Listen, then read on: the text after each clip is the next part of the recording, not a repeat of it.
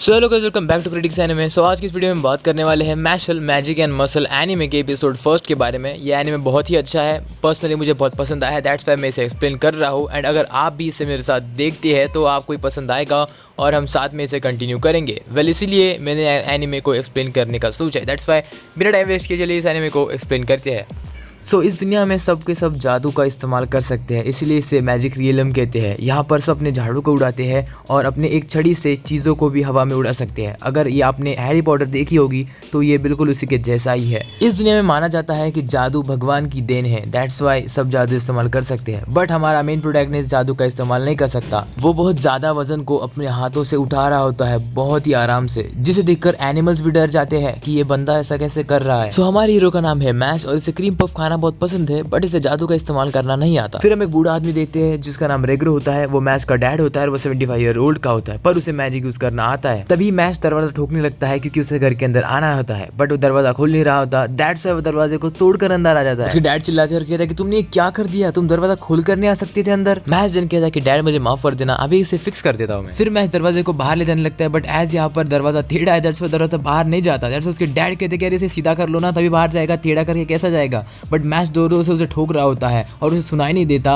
और वो तेजी से दरवाजे को बाहर धकेलता है। दैट्स वाई दरवाजा टूट जाता है। उसके डैड अभी भी शौक में होते हैं, बट मैश कहता है कि माफ करना डैड, मैं इससे भी ठीक कर दूंगा। उसके बाद मैश अपने डैड से पूछता है कि डैड आप मुझे एक बात बताओ, आप मुझे मैजिक क्यों नहीं सिखाते, आप मुझे फिजिकल ट्रेनिंग ही क्यों कराते हैं। फिर रेगुलर अपने मन में सोचने लगता है कि मैश बहुत अलग है, वो बाकी लोगों जैसा नहीं है, दैट्स वाई उसे मैंने दुनिया से बहुत दूर रखा है। रेगुलर कहता है कि अभी मेरे पास टाइम नहीं है, मुझे बाहर जाना है, इसलिए कभी और स्टोरी सुना दूंगा। उसके बाद वो मैश से कहता है कि तुम घर पर ही रहना, मैं बाहर घूम कर आता हूँ और बिल्कुल भी सिटी के अंदर मत जाना। मैश कहता है कि ओके, और दरवाजा का टूट गया तो मैं उसे ठीक कर दूंगा डैड। रेगरो कहता है कि उससे अच्छा दरवाजा खोलना और बंद करना सीख ले गधे। रेगरो दिन जाते वक्त फिर से कहता है कि सिटी की तरफ बिल्कुल भी मत जाना, अपने घर में ही रहना, समझे। बट सिटी में क्रीम पफ की सेल लगी होती है और मैश को क्रीम पफ बहुत पसंद है, दैट्स वाई वो सिटी की तरफ निकल पड़ता है कोट पहनकर और कहने लगता है कि माफ कर देना डैड, मैं आपकी बात पर नहीं ठहर पाया। ये होती है वो सिटी। वेल मैश सिटी के बाहर दूर जंगल में रहता है, इसलिए उसे सिटी के बारे में पता नहीं। सिटी में जाने के बाद उसे लोग दिखते हैं, सारे लोगों के चेहरे के ऊपर एक ना एक मार्क होता है, बट उसके चेहरे के ऊपर मार्क नहीं होता। वहाँ पर वो सारी तरफ मैजिक देखता है और मैजिक देखने के बाद वो बहुत एक्साइटेड होता है और उसके हाथ में रखे कॉइन्स को पिचका देता है। मैश दुकानदार से कहता है कि माफ कर देना, एक्साइटमेंट में आकर मैंने इस कॉइन को पिचका दिया। उसके बाद दुकानदार शौक होकर कहता है कि ऐसा कैसे हो सकता है भाई, कॉइन इतनी आसानी से थोड़ी पिचकते हैं कुछ भी।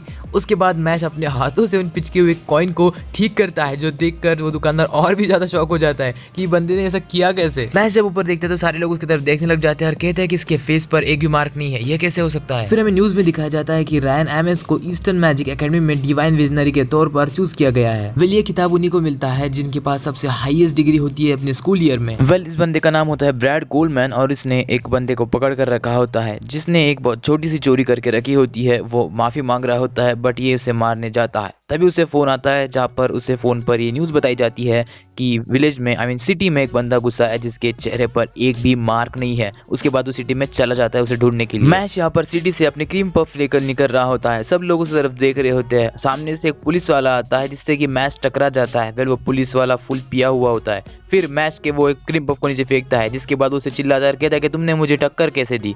दैट्स वाई मैश उसके कपड़ों को पकड़कर खींचता है जिससे कि उस पुलिस वाले के कपड़े पूरे फट जाते हैं। जिसके बाद वो बेवड़ा पुलिस वाला कहता है कि तुमने मेरे कपड़े क्यों फाड़ दिए भाई। उसके बाद हम देखते हैं कि पीछे से ब्रैड कोलमैन आता है और कहता है कि यहाँ पर क्या हो रहा है। फिर ब्रैड मैश की तरफ देखकर कहता है कि शायद ये वही लड़का जिसके बारे में मुझे बताया गया था, बट ये ऐसी सिचुएशन में क्रीम पफ कैसे खा सकता है। तभी आउट ऑफ नोवेयर रेग्रो आकर मैश को पकड़कर बड़ी तेजी से उनके सामने से उसे ले जाता है। ब्रैड देखकर शॉक हो जाता है, बट तभी वो अपनी जादू की छड़ी को बाहर निकालता है और हंसने लगता है और कहता है कि इनका भागने का कोई फायदा नहीं है। दैट्स वाई वो क्या करता है कि अपने जादू की छड़ी से एक बड़ा सा पंछी बनाता है और उस पंछी को उनके पीछे भेज देता है जो उसकी जासूसी करेगा।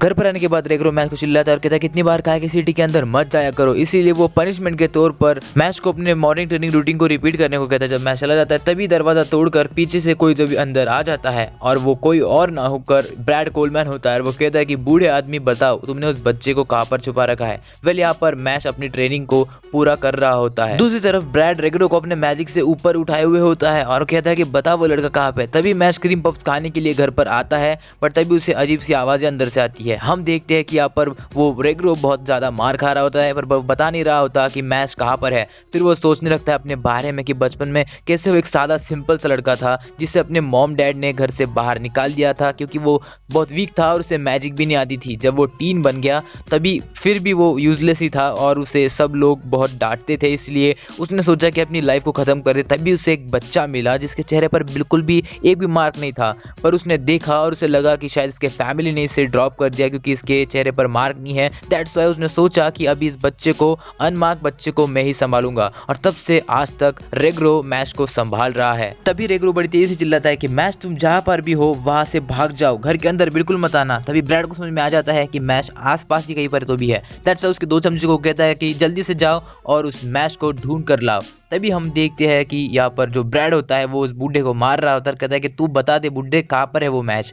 तभी वो कहता है कि अब तुझे मरने की बारी आ गई है और अपने स्पेशल मैजिक को यूज करने लगता है। तभी हम देखते हैं कि दरवाजा तोड़कर मैच एक चमचे को बहुत तेजी से पंच मारता है जिससे कि वो बंदा घर तोड़कर बहुत कोसों दूर जाकर गिर जाता है। तभी हम देखते हैं कि ब्रैड एक खतरनाक एंट्री मार के अंदर आता है और कहता है कि मेरे पापा को छोड़ दो। देन वो उस मोटे पुलिसमैन की फिर से कपड़े फाड़ देता है और उसके बाद वो उसके मुंह पर जो चाटा लगाता है 3-4, वो मोटा पुलिसमैन भी नीचे गिर जाता है। ब्रैड ये सब देखकर कहता है कि क्या ये बच्चा मुझे हराएगा, व्हाट अ जोक। उसके बाद वो अपने छड़ी को निकालकर एक स्पेल तैयार करता है कि उसी स्पेल से उसने एक ड्रैगन को अपने स्कूल डेज में बहुत बुरी तरीके से हराया था। उसके बाद हम देखते हैं कि वो जब वो स्पेल यूज करता है तो घर में बहुत सारा धुआं होता है और एक ब्लास्ट होता है। जब सारा धुआं और सब कुछ हट जाता है तो फिर ब्रैड को दिखता है कि अपने मैश को मतलब कुछ ही नहीं हुआ भाई, उसने मतलब उस जो स्पेल था उसको डॉज कर दिया। उसके बाद ब्रैड देखकर कहता है कि इसने अभी क्या किया, मैंने इतना खतरनाक स्पेल मारा इसके ऊपर, उसको कुछ नहीं हुआ। फिर वो और बहुत सारे स्पेल्स मैश की तरफ फेंकता है बट मैश उन सारे स्पेल को एक खिलौनों की तरह खेलने लग जाता है, उससे उन स्पेल से कुछ ही नहीं होता। इसे देखकर ब्रैड बहुत फ्रस्ट्रेटेड हो जाता है। देन मैश अपने पापा की छड़ी उठाता है और कहता है कि मैं इसे 2 मिनट के लिए ले रहा हूँ। देन ब्रैड को लगता है कि ये मैजिक इस्तेमाल करेगा, इसलिए वो अपने जादू से एक शील्ड बना लेता है और कहने लगता है कि तुम्हारा ऑर्डिनरी जादू मेरी शील्ड को नहीं तोड़ पाएगा। देन मैश लिटरली उस छड़ी को उसके ऊपर फेंकता है, मतलब वो उससे कोई जादू का इस्तेमाल करता ही नहीं। देन वो छड़ी उस शील्ड को तोड़कर ब्रैड को लगकर पीछे जाकर लग जाती है, जिसे देखकर ब्रैड पूरा शॉक में होता है। मैंने मेरी पूरी जिंदगी में किसी को भी मैजिक स्टिक का इस्तेमाल करते हुए नहीं देखा है। मैश देन ब्रैड से कहता है कि फिर से मेरी फैमिली पर हाथ उठाने की कोशिश भी मत करना। रेगरो देखकर बहुत खुश होता है और कहता है कि सिर्फ फिजिकल ट्रेनिंग से मेरा बेटा कितना स्ट्रांग हो गया। ब्रैड मैश को एक ऑफर देता है और कहता है कि तुम बहुत स्ट्रांग हो इसलिए तुम्हें मैजिक एकेडमी को ज्वाइन कर लेना चाहिए। जो भी वहां पर टॉप करता है